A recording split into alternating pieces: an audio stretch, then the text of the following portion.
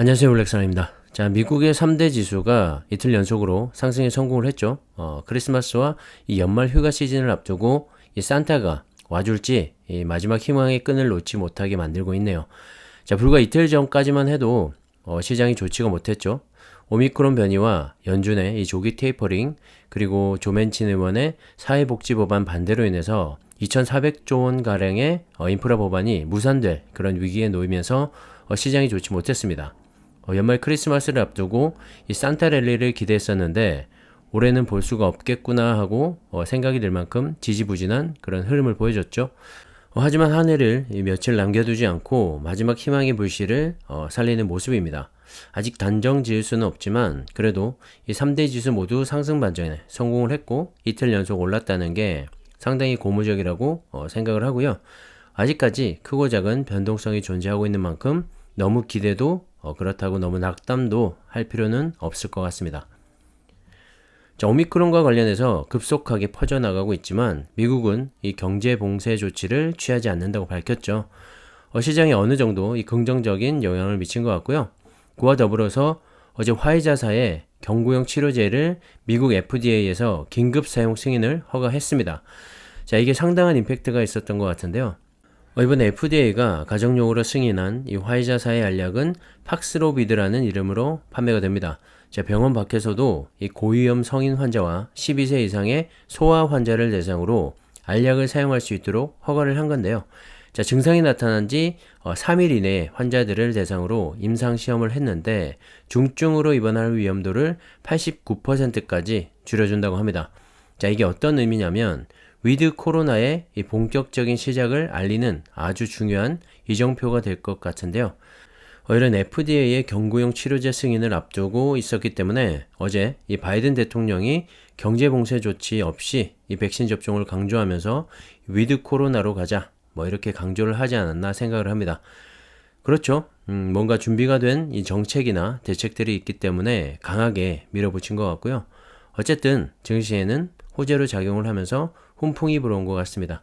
과연 이 화이자사의 경구용 치료제가 이 코로나 시대를 끝내는 게임 체인저가 될지 앞으로 한번 지켜봐야 할 것 같습니다. 어제 중요한 경제 지표가 하나 발표가 됐는데요. 소비자 신뢰 지수입니다. 자, 소비자 신뢰 지수는 6개월 후의 경기 선행 지표라고 생각을 하시면 될 것 같은데요. 앞으로 경기가 좋아질지 아니면 나빠질지를 미리 점쳐볼 수가 있기 때문에 연준에서도 상당히 주의 깊게 지켜보는 지표 중에 하나입니다. 자, 월가에서 제시한 111보다 웃도는 수치가 발표가 됐는데요. 115.8로 지난달 111.9보다 소폭 상승을 했습니다. 자, 월가에서는 다소 하락할 것으로 예상을 했었는데 생각보다 좋게 나온 거죠. 향후 6개월 동안 주택 및 자동차 그리고 주요 가전제품을 구매하거나 여행을 계획하는 소비자 비중이 전반적으로 커졌다고 볼 수가 있고요. 코로나와 인플레이션에 관련된 이 우려들이 좀 감소했다고 볼 수도 있습니다. 쉽게 말해서 앞으로 이 소비가 더 늘어나게 될 것 같다는 말인데요. 물가 상승이 지속된다거나 코로나가 더 심각해질 거라고 생각을 한다면 당연히 앞으로의 소비가 줄어들겠죠. 하지만 소비자 신뢰 지수가 높아지고 있다는 말은 그와 반대로 이 앞으로의 경기가 좋아지고 그런 상황들도 나아질 것이다 라고 생각하는 사람들이 많아지고 있다는 얘기입니다. 자, 이 지표 역시 어제 이 증시 상승에 힘을 보탠 것 같고요. 자, 지난 3분기 미국의 경제 성장률인 GDP도 함께 발표가 됐는데 앞서 발표된 수정치인 2.1%보다 소폭 상향된 2.3%로 발표가 됐습니다. 지난 2분기 미국의 GDP인 6.7%와 비교하면 상당히 많이 떨어졌지만 그래도 이 수정치보다 다소 높게 발표된 점이 나쁘지 않았던 것 같고요. 3분기 주춤했던 이 미국의 GDP는 4분기에는 좀 더 나아질 것으로 시장은 관측을 하고 있는데 경구용 코로나 치료제도 승인이 난 만큼 앞으로 이 코로나가 경제에 미치는 영향은 제한적일 거라고 생각을 합니다. 점점 더 좋아지겠죠. 다만 한 가지 이 사회복지법안이 통과가 되어야지만 내년도 미국의 이 GDP 성장을 더 높게 기대해 볼 수가 있는데요. 자, 골드만삭스도 이 법안이 좌초 위기에 놓이면서 내년도 1분기 성장률 전망치를 3%에서 2%까지 낮추기도 했습니다. 자, 그만큼 미국 경제 부흥을 위해서 반드시 필요한 법안인데 조men친 의원의 대승적인 협조가 필요해 보이고요. 진통은 있겠지만 결국엔 통과되지 않을까 생각을 합니다. 자, 어제와 그제 이틀 연속 이 나스닥의 상승폭이 가장 높았는데요. 어제는 이 테슬라가 나스닥 지수를 정말 강하게 이끌었습니다. 그제 4%대 상승에 이어서 어제도 7.49%나 크게 오르면서 다시 천슬라가 됐는데요. 1008.87달러로 마감을 하면서 1000달러를 넘어섰죠. 어제는 다른 이슈보다 앨런 머스크가 지난 10월에 보유 주식의 10%를 매각해서 스톡옵션 200만 주에 대한 이 권리 행사 후에 발생되는 세금으로 사용하겠다고 밝혔었는데 드디어 이 10% 매도가 모두 끝이 난 것 같습니다. 어제 마지막으로 60만 주를 추가로 매각하면서 지난 한 달 동안 1350만 주가량을 팔았죠. 그 때문에 1200불이 넘게 올랐던 테슬라의 주가도 800불대까지 내려오기도 했었는데요. 어제 팔 만큼 다 팔았다고 밝히면서 이 주가 상승에 긍정적으로 작용을 한 것 같습니다. 테슬라 하나만 놓고 보면 정말 좋은 회사인 것 같은데요. CEO가 괴짜긴 괴짜인 것 같아 보입니다.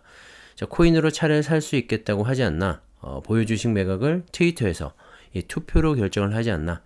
아무튼 테슬라의 가장 큰 리스크는 일론 머스크이지 않나 생각을 하고요. 어쨌든 이 테슬라의 악재가 일단락은 됐기 때문에 앞으로 이 공장 증설에 따른 캐펙스 증가, 그리고 내년 초에 발표될 사이버 트럭에 대한 이슈로 인해서 다시 한번 이 주가 상승이 이루어지지 않을까 생각을 합니다. 전기차의 대장주인 테슬라의 상승으로 우리나라 2차전지 관련주들도 다시 힘을 내고 있는 모습이고요. 전기차와 2차전지의 구조적인 성장에는 여전히 문제가 없기 때문에 꾸준히 모아가셔도 좋을 것 같습니다. 최근에 애플이 상당히 좋은 주가 흐름을 보여주고 있죠.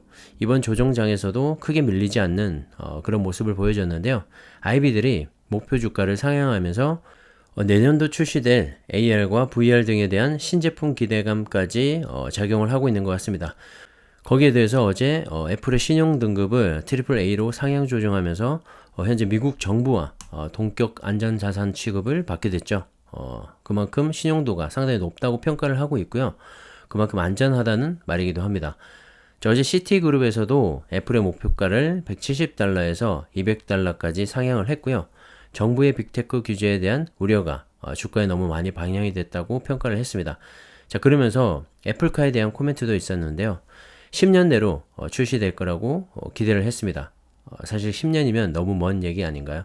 자, 아무튼 이 전기차 시대의 본격적인 개화기를 맞아서 전기차에 전자만 나와도 관련주들이 춤을 추는 그런 모습을 보이기 때문에 신중하게 접근을 해야 할 것 같습니다. 하지만 애플은 그런 이슈에 흔들리는 그런 잡주가 아니니까요. 애플에 투자하고 계시다면 오랫동안 꾸준히 분할 매수로 모아가 보시라고 추천을 드리고 싶습니다. 애플은 여전히 신제품을 내놓고 있고 올해 바이백도 850억 달러를 기록할 만큼 주주 친화적인 그런 정책을 펼치고 있죠. 자사주 매입을 말하는 건데요. 내년에는 900억 달러까지 예상을 하고 있습니다. 주당 가치가 상승을 하게 되겠죠. 그리고 내년도 배당도 10% 이상 인상을 할 것이라고 예상을 하고 있고요. 중장기 투자 시에 이보다 더 안전하고 믿음이 가는 그런 주식은 없을 것 같다는 생각도 듭니다. 하지만 또 주식이라는 게 언제 어떻게 될지 모르기 때문에 좀 더 안정적인 그런 투자와 높은 수익까지 기대를 한다면 타이거 미국 테크 탑10과 나스닥 100 그리고 S&P 500과 같은 ETF 투자도 괜찮아 보입니다. 참고하시고요. 자, 변동성 지수, 공포 지수라고도 하죠. 빅스 지수를 한번 살펴보시면 최근에 이 오미크론 이슈로 30을 넘어서기도 했었는데요. 어느새 20 아래로 떨어졌습니다. 18.63까지 내려왔는데요. 20 아래면 투자 심리가 어느 정도 괜찮다고 볼 수가 있죠. 바이든 대통령의 오미크론에 대한 이 정면 돌파와 어제 화이자사의 경구용 치료제 FDA 승인이 투자 심리를 좀 더 안정시키지 않았나 생각을 합니다. 하지만 조기 테이퍼링과 금리 인상이라는 가장 중요한 이벤트도 남아있으니까요. 투자 심리는 또 언제 어떻게 요동치게 될지 모릅니다. 하지만 그때마다 너무 일희일비하지 마시고요. 변동성 지수가 높아질 때는 한 발짝 물러나서 시장을 바라보는 것도 투자를 위한 좋은 방법이지 않나 생각을 합니다. 그리고 공포 탐욕 지수가 있는데요. 연준의 조기 테이퍼링과 오미크론발 이슈로 인해서 22화까지 떨어지면서 정말 극강의 공포를 보여줬었는데 어느새 36까지 올라와 있네요. 자, 공포에 사서 탐욕에 팔아라 라는 말이 있죠. 한 달 전에 64까지 올랐던 이 탐욕 지수와 비교해보면 이 현재 상황이 어떤지를 알 수가 있습니다. 자, 미국 증시는 항상 이렇게 공포와 탐욕이 오가면서 계속해서 우상향을 해왔고요. 그렇기 때문에 모두가 무서워서 주식을 던질 때 과감한 매수가 때로는 빛을 보기도 합니다. 자, 어디까지나 참고만 하시고요. 우리는 중장기 투자의 관점에서 오를 때나 내릴 때나 분할 매수로 꾸준히 모아가는 전략을 가져가시면 어떨까 하는 생각을 합니다. 자, 언제 오르고 언제 내릴지는 아무도 알 수가 없으니까 말이죠. 전세계 전기차 배터리 점유율 1위의 기업이죠. 중국의 CATL이 푸젠성에 최대 규모의 리튬이온 배터리 공장 기공식을 가졌다고 합니다. 자, 완공하게 되면 연간 120기가와트씩 규모의 배터리를 생산할 수 있게 되는데요. 자, 우선 첫 번째 단계로 연간 60기가와트씩 용량을 생산한다고 합니다. 약 11억 달러의 자금이 들어가게 될 것 같고요. CATL의 가장 큰 단일 프로젝트라고 합니다. 올해 1월부터 11월까지 중국의 모든 배터리 셀 제조업체의 총 생산량이 128.3GWh였는데요. 자, 이번에 착공하는 공장의 규모가 120GWh라고 하니까 대충 어느 정도 규모의 이 공장이 될지 감이 좀 오시죠? 올해 1년치 중국에서 생산된 이 배터리 총량과 비슷하다는 말입니다. 자, 정말 엄청난 규모의 공장이고요. LG에너지솔루션과 SK온에서 미국에 계획 중인 배터리 생산량이 2025년에서 2030년까지 약 150GWh씩 규모인데요. 각각 말이죠. 120GWh면 중국 단일 공장의 규모치고는 정말 크다고 생각을 합니다. 사실 현재 CATL을 비롯한 LG에너지솔루션, SK온, 삼성 SDI, 그리고 BYD까지 모든 배터리 셀 업체와 그 이하의 이 소재 부품 업체들까지 모두 캐펙스를 늘리기 위해서 정말 안간힘을 쓰고 있죠. IPO와 유상증자 등 가능한 자금을 모두 끌어들여서 최대한 빠르게 그리고 최대한 많은 생산량을 확보하려는 이 전쟁이 펼쳐지고 있는데요. 자, 전기차가 전 세계에서 침투율이 높아지면 높아질수록 배터리 수요는 점점 폭발적으로 늘어나게 되겠죠. 자, 이제 시작이고요. 천천히 그리고 아주 오랫동안 투자하셔도 괜찮을 것 같습니다. 자, 개별 종목보다는 ETF 투자가 중장기로 가져갔을 때 좀 더 큰 안정감을 주죠. 개별 종목 하나하나의 실적이나 크고 작은 이슈들에 민감하게 반응을 하지 않아도 되고 말이죠. 그래서 ETF 투자를 많이들 하고 계실 텐데요. 그런 각각의 ETF들도 수익률이 모두 다릅니다. ETF가 안정적이라고 하지만 그 중에서도 수익률이 높은 반면에 변동성이 큰 ETF가 있고 변동성이 낮고 안정적인 반면에 수익률은 상대적으로 낮은 그런 ETF들도 있죠. 자, 만약에 수익률 하나만 보고 투자를 한다면 가장 높은 수익률이 나오는 ETF 하나만 투자를 하면 될 텐데요. 자, 우리가 ETF를 선택한 이유를 잘 생각해 보시면 역시 안정적인 중장기 투자를 위해서가 아닐까 합니다. 자, 그런 관점에서 본다면 ETF 내에서도 또다시 위험성을 낮추는 방법을 택해야겠죠. 그래서 2차전지와 같은 성장성과 수익률이 높은 ETF도 담아가는 것이고 나스닥 100과 S&P 500 그리고 타이거, 미국 테크 탑10, 미국 필라델피아 반도체 나스닥과 같은 안정성이 높은 그런 ETF들도 담아가는 겁니다. 물론 그 외에도 최근에 정말 좋은 ETF들이 많이 나오고 있죠. 중요한 건 정말 꾸준히 오랫동안 모아갈 자신이 있냐 없냐인 것 같은데요. 제 영상을 비롯한 여러가지 영상과 자료들을 참고하셔서 좋은 투자를 하셨으면 합니다. 수익을 내는 것도 중요하지만 그보다 더 중요한 건 이 투자금을 절대로 잃지 않는 거라고 생각을 하고요. 탐욕을 내려놓고 공포와 친구가 된다면 좋은 투자 할 수 있을 거라고 생각을 합니다. 참고하시고요. 자, 오늘은 여기까지 하겠습니다. 감사합니다.